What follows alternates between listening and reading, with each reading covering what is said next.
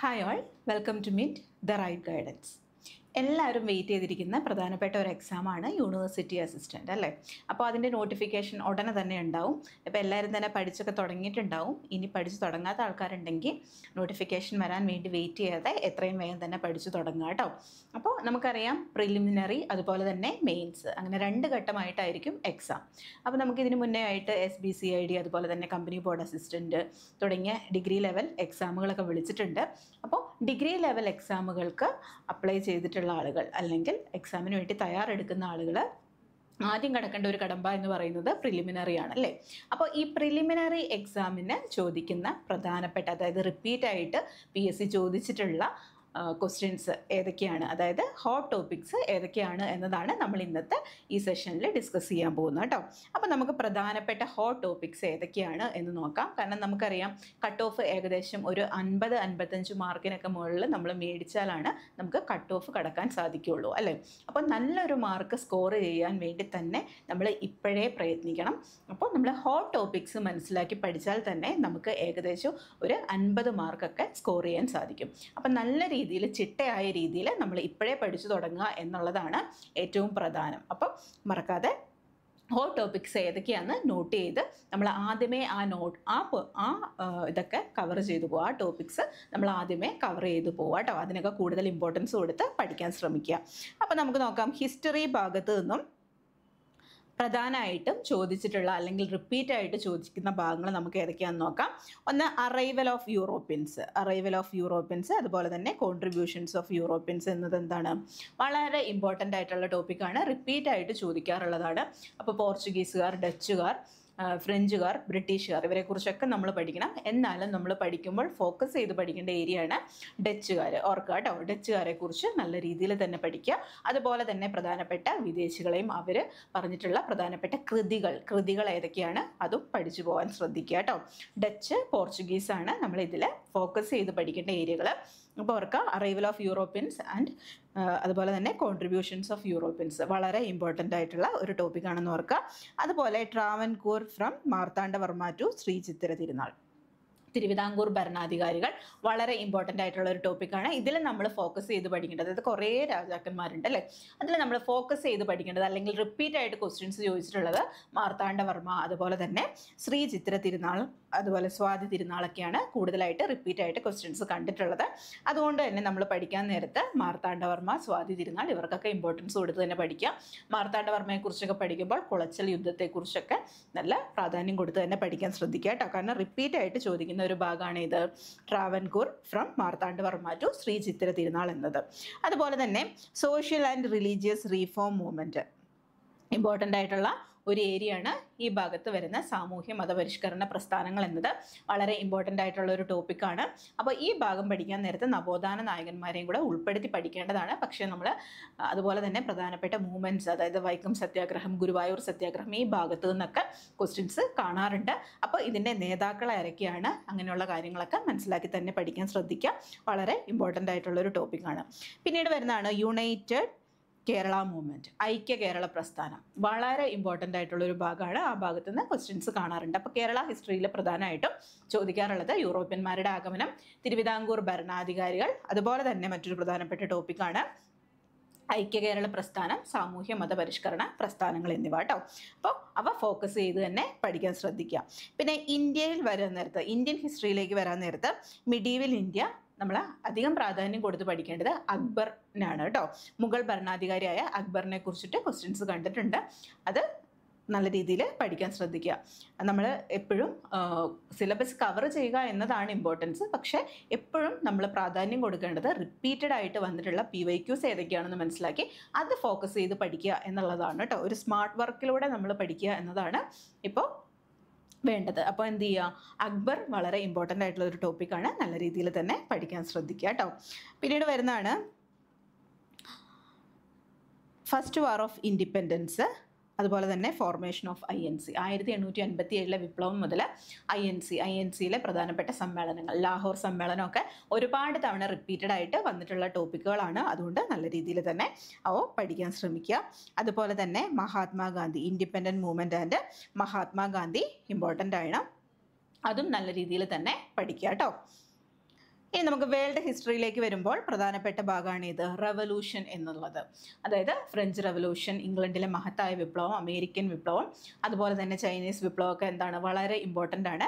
പക്ഷേ ഇതിൽ എപ്പോഴും റിപ്പീറ്റഡ് ആയിട്ട് ചോദിക്കാറുള്ള വിപ്ലവങ്ങൾ എന്ന് പറഞ്ഞു കഴിഞ്ഞാൽ ഒന്ന് ഫ്രഞ്ച് റവല്യൂഷൻ, അതുപോലെ തന്നെ അമേരിക്കൻ വാർ ഓഫ് ഇൻഡിപെൻഡൻസ് ആണ് എപ്പോഴും റിപ്പീറ്റഡ് ആയിട്ട് ചോദിക്കാറുള്ളത്.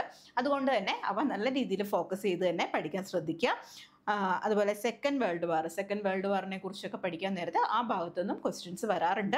അപ്പോൾ പ്രധാനമായിട്ടും റവല്യൂഷൻസിന് ഇമ്പോർട്ടൻസ് കൊടുത്ത് പഠിക്കുക. അതിൽ തന്നെ അമേരിക്കൻ റവല്യൂഷൻ, അതുപോലെ തന്നെ ഫ്രഞ്ച് റവല്യൂഷന് നല്ല പ്രാധാന്യം കൊടുക്കുക. നമുക്കറിയാം പുതിയ SCERT ടെസ്റ്റിലൊക്കെ ഏതാണ് ഫ്രഞ്ച് റവല്യൂഷനെ കുറിച്ച് വളരെ ഡീറ്റെയിൽഡ് ആയിട്ട് തന്നെ കൊടുത്തിട്ടുണ്ട്, ഒരു ചാപ്റ്റർ തന്നെ കൊടുത്തിട്ടുണ്ട്.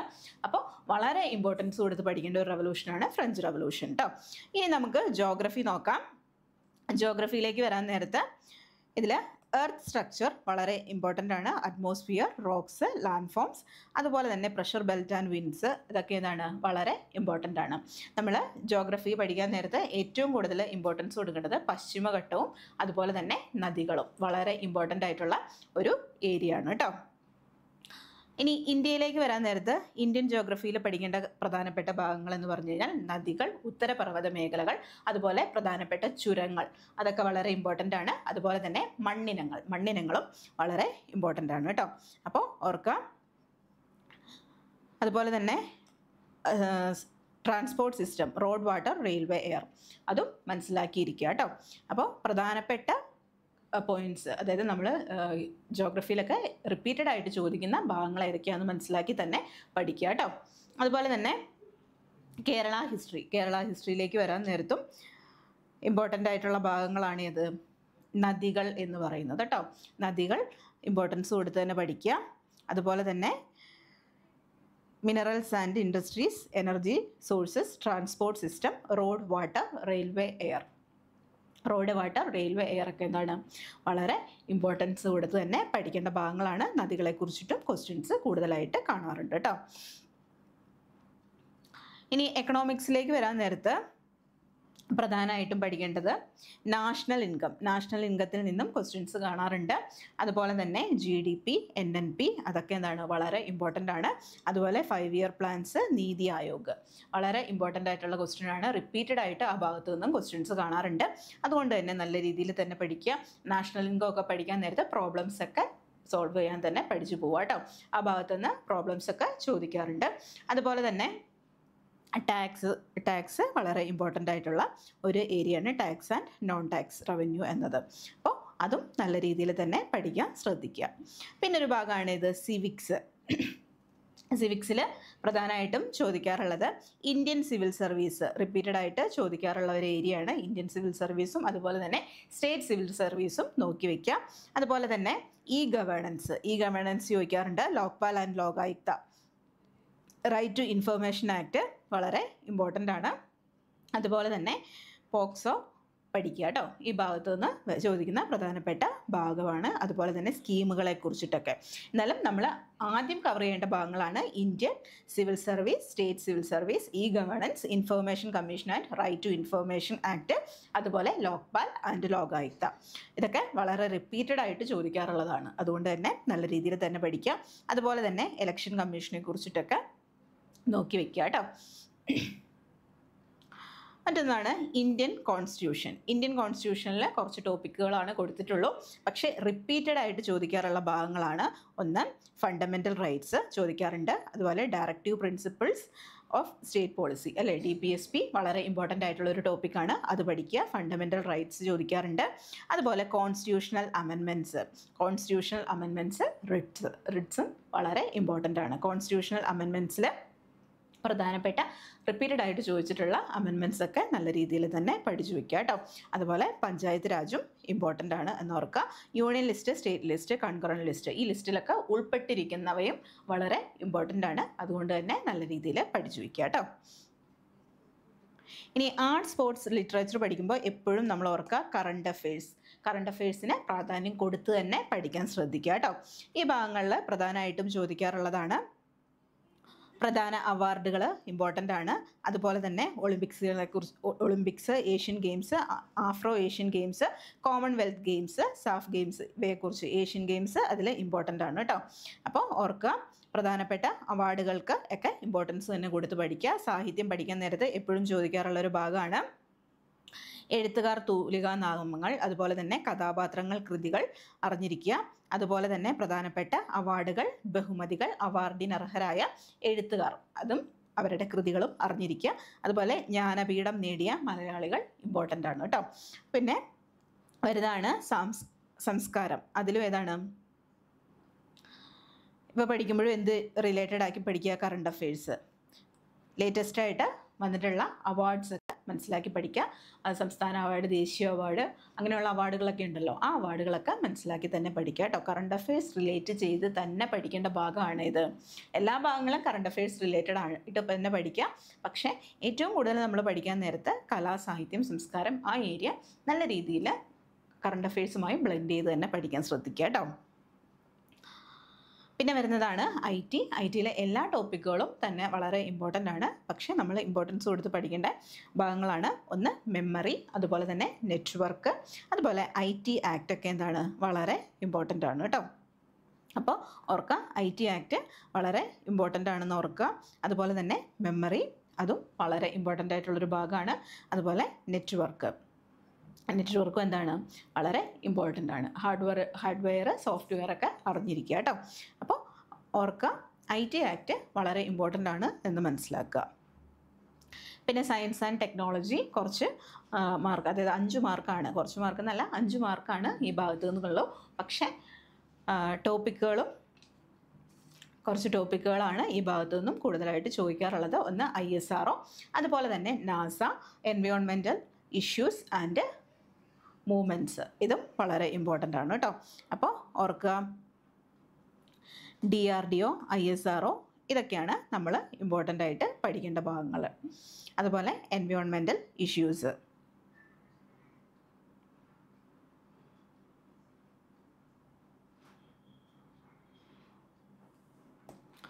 എൻവയോൺമെൻറ്റൽ ഇഷ്യൂസ് ഇമ്പോർട്ടൻ്റ് ആണ്. എൻവയോൺമെൻറ്റൽ ഇഷ്യൂസ് ആൻഡ് മൂവ്മെൻറ്റ്സും പഠിച്ചു വയ്ക്കാൻ ശ്രദ്ധിക്കുക. പിന്നീട് നമ്മൾ പറയാനുള്ളത് മലയാളം, മാത്സ്, ഇംഗ്ലീഷ്, ഇവ മൂന്നും എന്ത് ചെയ്യുക? എല്ലാ ടോപ്പിക്കുകളും കവർ ചെയ്യാൻ ശ്രമിക്കുക. കാരണം നമുക്ക് ഈ ടോപ്പിക്കാണ് ഇമ്പോർട്ടൻ്റ് എന്നുള്ള രീതിയിൽ പറയാൻ പറ്റില്ല. കാരണം കൃത്യമായിട്ട് ടോപ്പിക്സ് കൊടുത്തിട്ടുണ്ട്. ആ ടോപ്പിക്സ് നമ്മൾ എന്ത് ചെയ്യുക? ഇന്ന് മുതലെങ്കിലും നമ്മൾ ഡെയിലി വർക്കൗട്ട് ചെയ്യാൻ ശ്രദ്ധിക്കുക.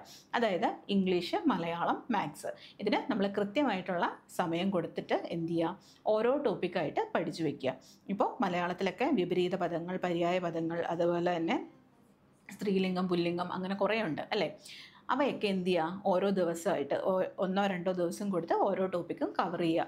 അത് മാക്സിമം എക്സാം വരെ നമ്മൾ റിവൈസ് ചെയ്യാൻ ശ്രമിക്കുക എന്നുള്ളതാണ് നമ്മുടെ മാർക്ക് സ്കോർ ചെയ്യാനുള്ള ഏറ്റവും നല്ലൊരു മാർഗം എന്ന് പറയുന്നത്. അപ്പോൾ നമുക്കിതിൻ്റെ ഒരു പ്രിലിമിനറി എന്ന് പറയുന്നത് ഏകദേശം ഒരു ഏപ്രിൽ, മെയ് കൂടിയൊക്കെ തന്നെ നമുക്ക് പ്രതീക്ഷിക്കാവുന്നതാണ്. മെയിൻസ് എന്ന് പറയുന്നത് ഓഗസ്റ്റ്, സെപ്റ്റംബറോട് കൂടിയൊക്കെ പ്രതീക്ഷിക്കാം. അപ്പോൾ ഏപ്രിൽ, മെയ് എന്നൊക്കെ പറഞ്ഞു കഴിഞ്ഞാൽ നോട്ടിഫിക്കേഷൻ വന്ന ഏകദേശം ഒരു 3 മാസമൊക്കെയാണ് നമുക്ക് പഠിക്കാൻ കിട്ടുകയുള്ളൂ. അപ്പോൾ നമ്മൾ എന്ത് ചെയ്യുക? ഇപ്പോഴേ തന്നെ നല്ല രീതിയിൽ പഠിച്ചു തുടങ്ങുക. നല്ല രീതിയിൽ പഠിച്ചു കഴിഞ്ഞാൽ നമുക്ക് പ്രിലിമിനറി മാർക്ക് നല്ല രീതിയിൽ നമ്മൾ കട്ട് ഓഫ് കിടക്കുന്നതാണ്. അപ്പോൾ ഇപ്പോഴേ നമ്മൾ പഠിച്ചു കഴിഞ്ഞാൽ നമുക്ക് നല്ല രീതിയിൽ ചിട്ടയായ രീതിയിൽ പഠിച്ചു കഴിഞ്ഞാൽ നമുക്ക് കട്ട് ഓഫ് കിടക്കാൻ സാധിക്കും. കട്ട് ഓഫ് കിടന്നാൽ മാത്രം പോരാ, ശരിക്കും നമ്മൾ മെയിൻസ് ലക്ഷ്യം വെച്ച് തന്നെയാണ് പഠിക്കേണ്ടത്. അപ്പോൾ ഒന്ന് ഓർക്കുക, മെയിൻസ് പ്രാധാന്യം കൊടുത്ത് തന്നെ പഠിക്കുക. പക്ഷേ നമ്മൾ പ്രിലിമിനറി കിടക്കണം അല്ലേ? അതിന് നമ്മൾ ഹോട്ട് ടോപ്പിക്സ് മനസ്സിലാക്കുക, അവ നോട്ട് ചെയ്ത് വയ്ക്കുക, ഡെയിലി അവയ്ക്ക് വേണ്ടിയിട്ട് സമയം കൊടുക്കുക. ഇന്നിപ്പോൾ ഹിസ്റ്ററിയാണ് പഠിക്കുന്നത്, കേരള ഹിസ്റ്ററി. അതിൽ ഇമ്പോർട്ടൻ്റ് ആയിട്ട് ചോദിക്കുന്ന ഭാഗങ്ങൾ ഇതാണ് എന്ന് മനസ്സിലാക്കിയിട്ട് നമ്മൾ എന്ത് ചെയ്യുക? അതിന് കൂടുതൽ സമയം സ്പെൻഡ് ചെയ്യുക കേട്ടോ. അപ്പോൾ നമ്മൾ ഓരോ ദിവസവും ഒരു ടൈം ടേബിളൊക്കെ സെറ്റ് ചെയ്ത് തന്നെ പഠിക്കാൻ ശ്രമിക്കുക കേട്ടോ. അതുപോലെ ചിട്ടയായ രീതിയിലുള്ള പഠനമാണ് നമ്മളെ വിജയത്തിലേക്ക് നയിക്കുകയുള്ളൂ.